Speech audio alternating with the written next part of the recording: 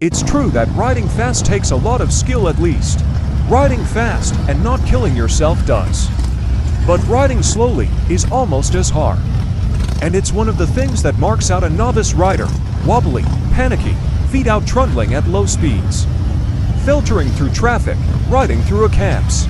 Ridemasters USA competition. Feet up. The first one isn't just about style. Having your feet waving about can set up an inverted pendulum effect that creates instability.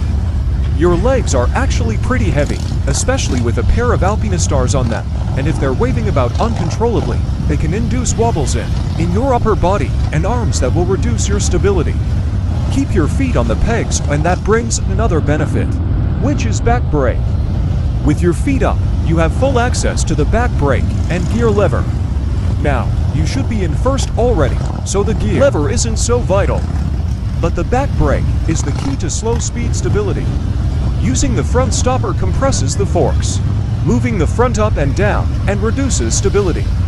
But the back brake doesn't do this at low speed, and having the drag effect at the back of the bike is more stable than having a push from the front of the bike. In addition, you can use the back brake to take up all the transmission slack in the drivetrain, which further smooths out your motion and stops any jerky movement. To make the most of this, you also need to slip clutch. Use your clutch.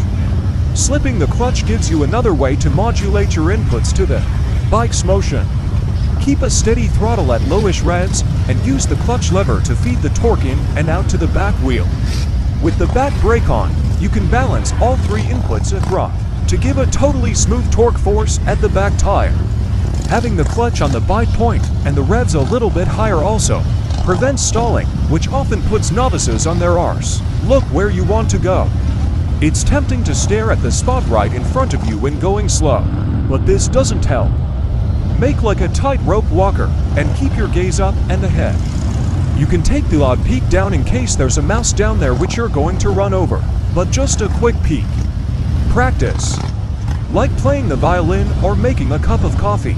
Perfect slow-speed riding takes a lifetime to achieve. Speed the process up by practicing whenever you can.